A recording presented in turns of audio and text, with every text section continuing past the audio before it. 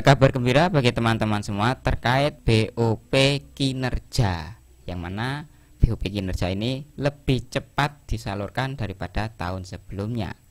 Dan akan ada beberapa informasi serta menjawab pertanyaan bagi teman-teman semuanya. Jadi simak terus video ini hingga selesai ya teman. Halo Sobat Dimas, bertemu kembali dengan kami. Semoga teman-teman tidak bosan selalu mengikuti video-video terbaru dari kami. Baik teman-teman, di sini kita akan membahas masalah BOP kinerja yang mana sudah ada SK dan sudah terbit kemarin, yaitu melalui Jedih. Di sini ya, teman-teman bisa download untuk SK-nya dan dapat melihat daftar penerima manfaat BOP kinerjanya. Nah, di sini bagi teman-teman bisa cek pada kolom deskripsi untuk mendownload atau melalui portal Sobat Dikmas di sini, dan teman-teman bisa cek pada pedoman satuan pendidikan. Nah, di sini bagi teman-teman yang baru mendapatkan BOP kinerja, teman-teman bisa lihat juknisnya, yaitu pada Permendikbud nomor 63 tahun 2022 sama juknisnya seperti BOP reguler ya, di lembaran terakhir ya. Nanti bisa dibaca-baca untuk penggunaan BOP kinerja, baik BOP PAUD berkemajuan baik, kemudian ada BOS kinerja sekolah penggerak, ada BOS kinerja sekolah prestasi, dan ada BOS kinerja sekolah kemajuan terbaik, dan terakhir BOP kesetaraan kinerja kemajuan terbaik. Itu ya. Dan di sini saya punya catatannya teman-teman. Untuk SK yang 2024 adalah nomor 201/P/2024. Dan untuk setiap lampirannya, untuk lampiran 1 BOP PAUD kinerja ini halaman 1 hingga 114, yang mana nominalnya ini adalah 30 juta. Kemudian di lampiran 2 ini adalah BOS kinerja sekolah penggerak. Jadi mulai dari jenjang SD hingga jenjang SMA atau sederajat kecuali kesetaraan, yang mana halaman 151 hingga 542. Nominalnya untuk sekolah penggerak tergantung angkatannya, jadi beda-beda ya untuk setiap angkatan dan setiap jenjang. Kemudian lampiran 2 ada BOS kinerja prestasi. Ini pada halaman 543 sampai 755. Nominal tergantung poin prestasinya, tuh ya. Jadi setiap SD, SMP, SMA ini beda-beda sesuai poinnya. Kemudian yang nomor 4 adalah lampiran 2 juga, yaitu tentang BOS kinerja kemajuan terbaik. Mulai halaman 756 hingga 1840.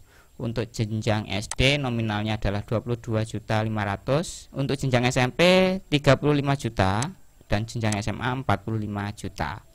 Dan untuk yang lampiran 3 yaitu BOP kesetaraan kinerja kemajuan terbaik, ini pada halaman 1841 hingga 1895. Ini nominalnya setiap satuan pendidikan mendapatkan 45 juta. Jadi nanti teman-teman bisa unduh untuk SK-nya ini pada portal Sobat Dikmas atau langsung pada Jedih yang ada pada kolom deskripsi ya. Oke, dari sini teman-teman pasti ada pertanyaan. Apa saja sih persyaratannya sebenarnya untuk mendapatkan BOP kinerja?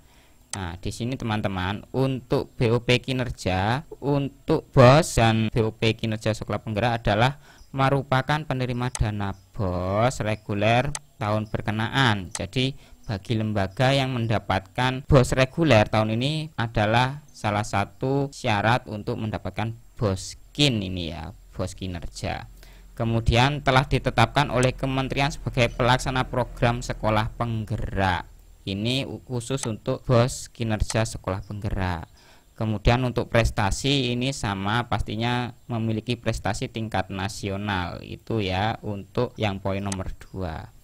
Kemudian untuk yang BOS dan BOP kesetaraan kinerja berkemajuan terbaik, ini adalah penerima dana BOS atau BOP tahun berkenaan. Jadi bagi lembaga yang belum mendapatkan BOP atau BOS tidak akan dapat rekomendasi mendapatkan BOP kinerja berkemajuan terbaik. Kemudian tidak termasuk satuan pendidikan yang ditetapkan sebagai satuan PSP, SMK pusat keunggulan, dan sekolah yang memiliki prestasi. Karena apa? Untuk kemajuan terbaik ini di luar lembaga sekolah penggerak kemudian memiliki prestasi, karena kedua kriteria itu pasti sudah langsung ditetapkan sebagai penerima manfaat BOS kinerja dan BOP kinerja sekolah penggerak dan prestasi itu ya. Jadi disamaratakan untuk penerima manfaat.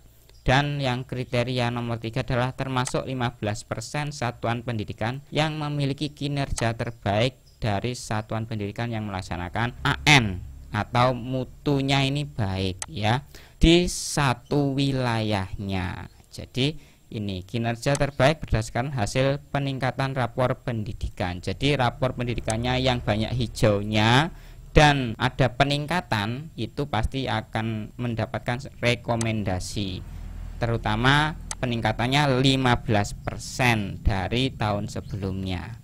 Kemudian untuk yang nomor 2 adalah indeks berdasarkan status ekonomi dan sosial satuan pendidikan.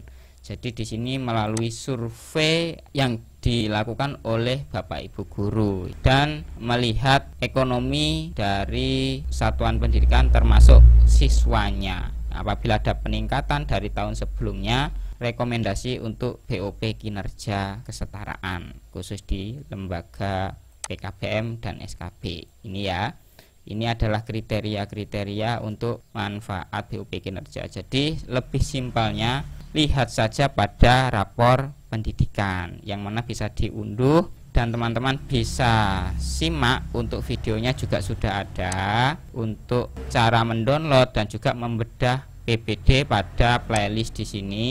Teman-teman bisa cek, nanti pilih playlist PBD. Di situ khusus untuk saya memberikan tutorial masalah perencanaan berbasis data dan cara mengakses rapor pendidikan di sini ya. Oke, dari sini teman-teman semoga saja paham dan teman-teman bisa simak videonya untuk lebih jelasnya. Kemudian ada pertanyaan kembali, untuk apa BOP kinerja ini dan penggunaannya itu apa saja? Nah, bagi teman-teman untuk BOP kinerja di sini ada beberapa kriteria ya. Jadi bisa simak video ini hingga selesai. Di sini teman-teman untuk penggunaan BOP dan BOS kinerja sesuai kriterianya masing-masing. Untuk BOS dan PAUD kinerja sekolah penggerak ini untuk pengembangan sumber daya manusia, yang mana sudah ada keterangan di sini. Kemudian untuk pembelajaran paradigma baru, bisa juga digunakan untuk digitalisasi sekolah, kemudian bisa untuk perencanaan berbasis data, yang mana di sini sudah ada keterangannya, bisa dibaca dan apabila memungkinkan bisa screenshot saja ini ya.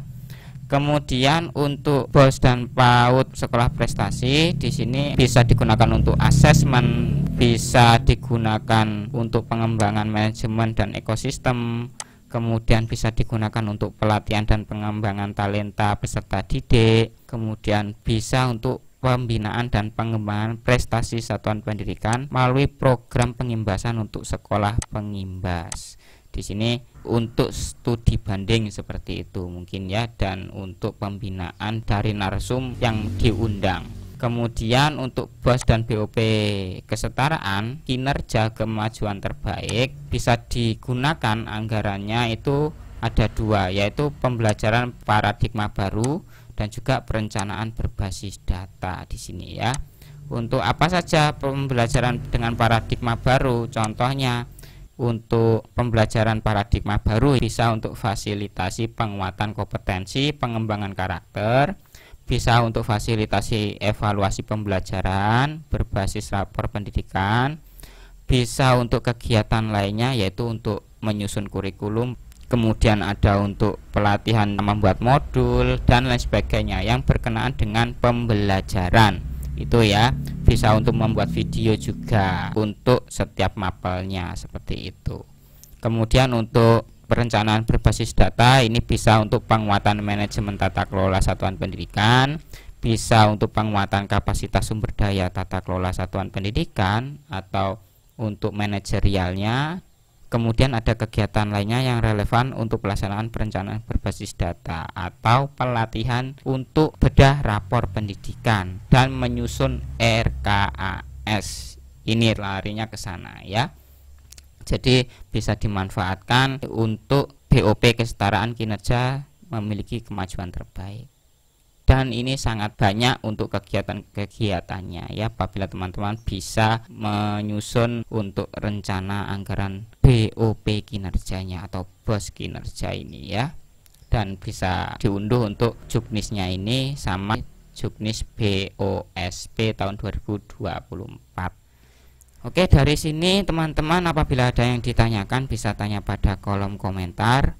Dan untuk informasi selanjutnya bahwa untuk BOP kinerja ini biasanya untuk tahun sebelumnya itu bulan September hingga bulan Oktober baru salur dari Kementerian Kesatuan Pendidikan. Tetapi di sini saya mendapatkan informasi bahwa realisasi dari BOP kinerja ini lebih cepat dan sudah mulai disalurkan mulai bulan ini ya teman-teman.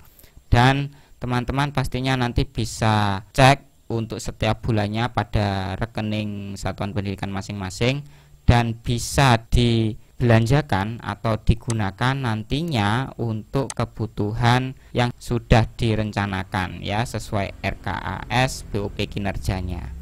Kemudian ada pertanyaan lagi, di mana nanti untuk melakukan pelaporan BOP kinerja? Khususnya di PAUD dan kesetaraan ini karena hal yang baru pastinya bagi lembaga yang sebelumnya belum mendapatkan. Berbeda dengan tahun lalu, apabila tahun lalu itu teman-teman untuk penyusunan perencanaannya dan pelaporan penggunaan BOP kinerja ada di BOP salur, tahun ini akan menggunakan ARKAS. Jadi nanti apabila teman-teman membuat perencanaannya dan aktivasi BKU-nya, nanti teman-teman bisa aktivasi BKU pada menu BOP kinerja. Seperti itu ya. Kalau BOP reguler ada di sub BOP reguler, kalau BOP kinerja di sub BOP kinerja. Bedanya itu dan caranya pun sama. Bedanya itu tadi untuk belanja rekeningnya sesuai kriteria masing-masing. Jadi teman-teman bisa pergunakan dan laporkan pada ARKAS nantinya. Semoga saja bisa secepatnya untuk diupdate pada ARKAS 4.2 ini ya. Oke teman-teman, mungkin itu untuk informasi tentang BOP kinerja tahun 2024. Teman-teman bisa simak-simak dan uli-uli pada video yang sudah ada pada perencanaan berbasis data, dan terkait pelaporan penggunaannya sama dengan BOP reguler, bedanya hanya untuk ketentuan penggunaan itu ya. Jadi ada kriteria tersendiri untuk BOP kinerja. Dan teman-teman bisa melihat video kami yang lain terkait pendataan pada satuan pendidikan baik Dapodik, ARKAS dan yang lainnya. Sesuai kebutuhan teman-teman sudah tersusun rapi pada menu playlist itu ya. Dan terima kasih bagi teman-teman yang sudah mentraktir admin kopi melalui Saweria ataupun Super Thanks. Admin mengucapkan sangat-sangat banyak terima kasih atas traktiran kopi teman-teman sekalian. Semoga teman-teman selalu diberikan kesehatan dan rezeki yang melimpah. Baik teman-teman, mungkin itu dulu untuk video kali ini, dan pastinya kita akan bertemu kembali pada video selanjutnya. Terakhir kali saya ucapkan salam satu data, salam operator hebat, dan salam sehat bagi kita semuanya. Terima kasih.